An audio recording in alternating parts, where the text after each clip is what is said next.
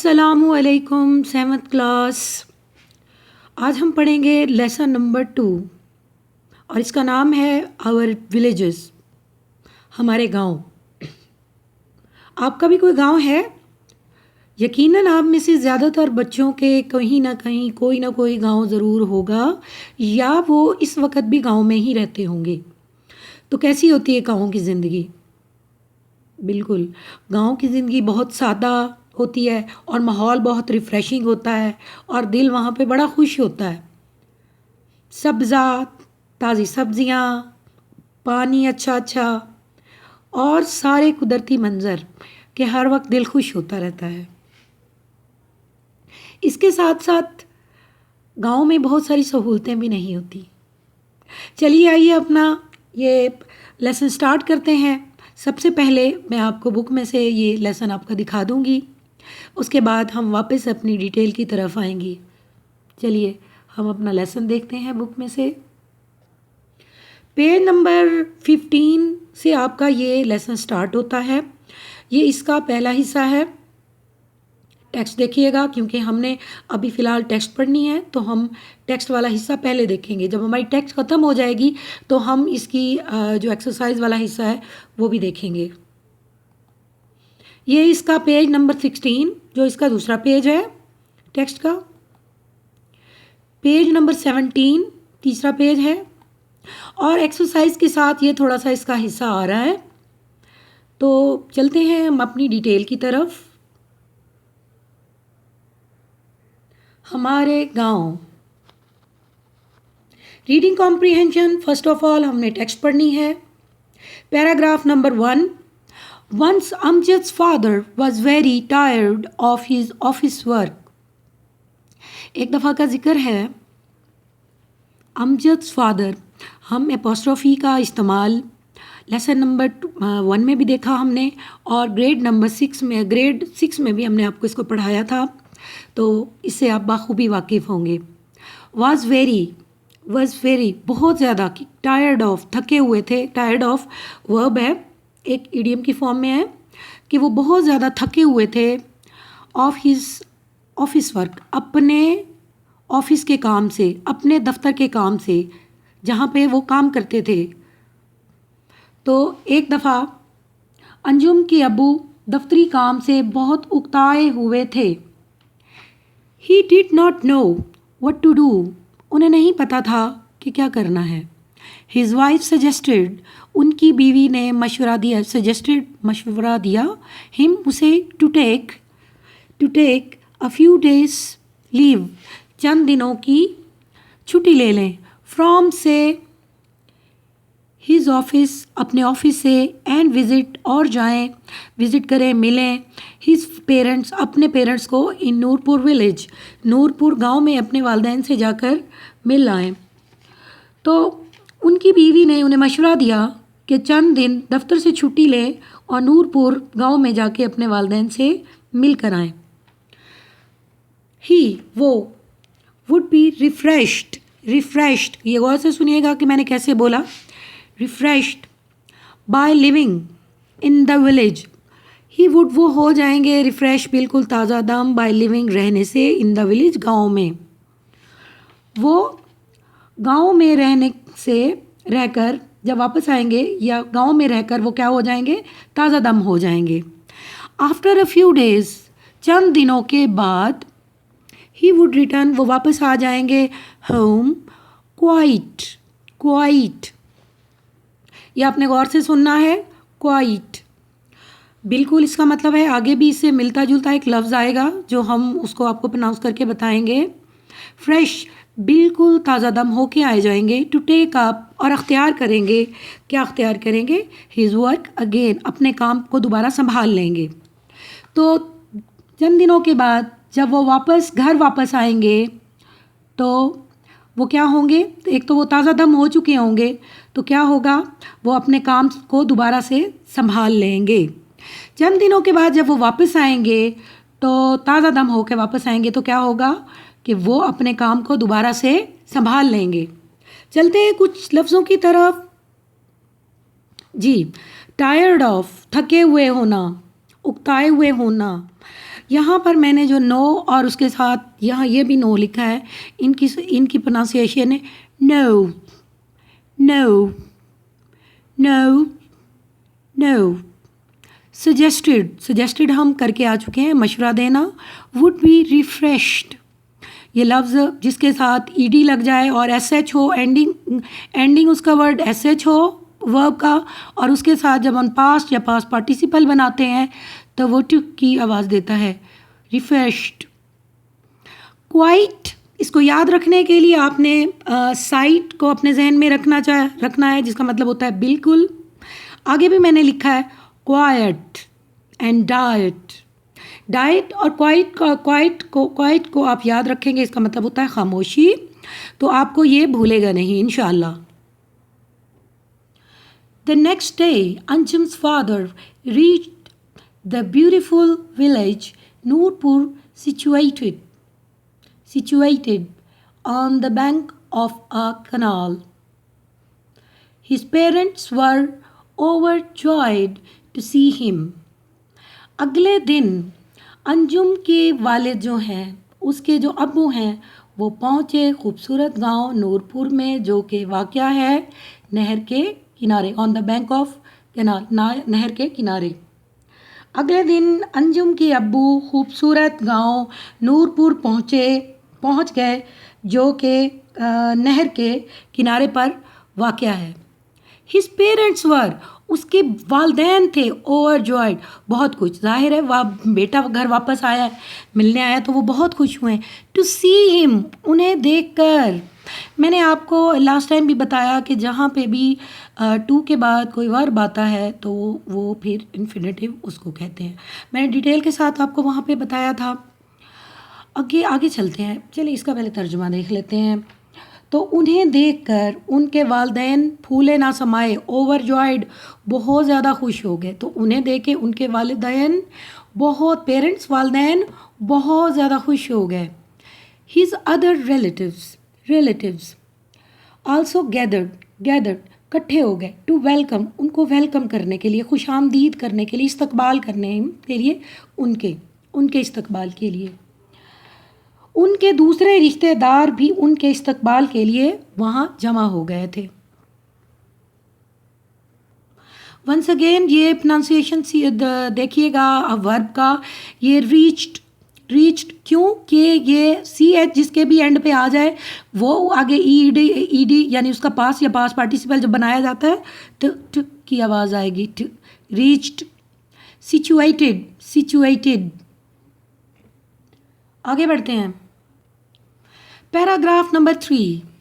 A village is a peaceful, पुरअमन, calm, पुरसुकून and quite. अब यहाँ पे ये लफ्ज़ क्वाइट नहीं है बल्कि क्वाइट प्लेस, खामोश जगह। गांव पुरअमन, पुरसकून और खामोशी वाली जगह है। जाहिर है वहाँ पे इतना रश नहीं होता, जिसकी वजह से वहाँ पे खामोशी होती है और सुकून होता है। इन अ विलेज, एक गांव में, life is refreshing and inspiring, मुतासिर होना, इंस्पायर करती है, मुतासिर कुन इसका इनफैक्ट वर्ड है। यहाँ पे जो होना लिखा हुआ है यहाँ पे कुन आना है, मैं इसको ठीक कर देती हूँ।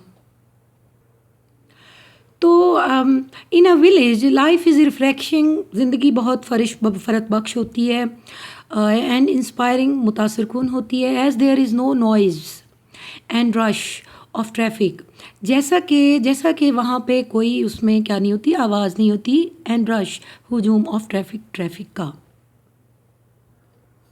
तो गांव की ज़िंदगी फ़रत बख्श और मुतासिर कुन होती है क्योंकि वहाँ पर ट्रैफिक का शोर और हुजूम नहीं होता।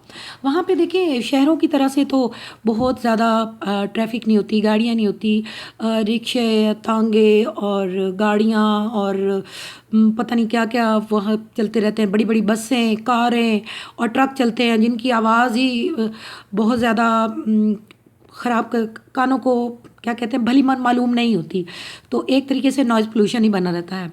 Pakistan is a land of villages, Pakistan देहातों का शहर है,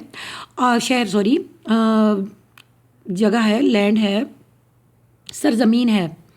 ऑलमोस्ट तकरीबन 70% of our total population lives in villages. Pakistan की हमारी आबादी का तकरीबन 70% जो है वो देहातों में रहता है।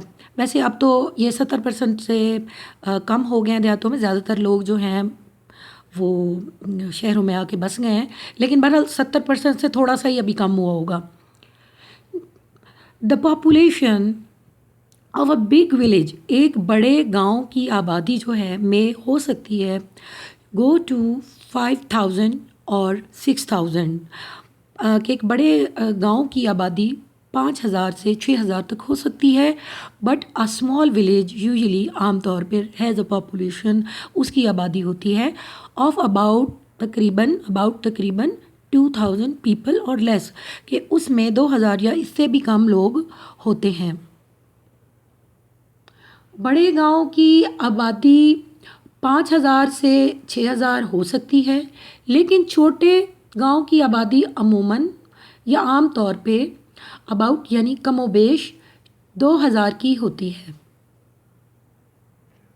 यहाँ पे मैंने आपको नॉइज़ जो है वो उसको लिख के उसके बाद उसका प्रोनाउंसिएशन का भी बता दिया है। नॉइज़, इसमें आप ये देखिएगा जैसे बॉय के स्पेलिंग होते हैं, ये उसको प्रोनाउंस भी बिल्कुल उसी तरह से करना है, नॉइज़ नॉइज़।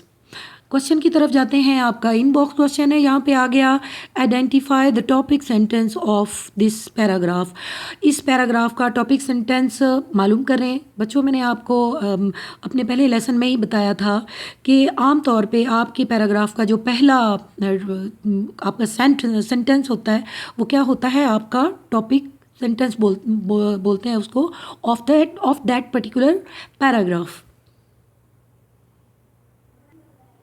तो इसका जो टॉपिक सेंटेंस बना वो ये है, अ विलेज इज़ अ पीसफुल काम एंड क्वाइट प्लेस, कि गांव क्या है, एक पुरअमन जगह है, खामोश और पुरसकून जगह है।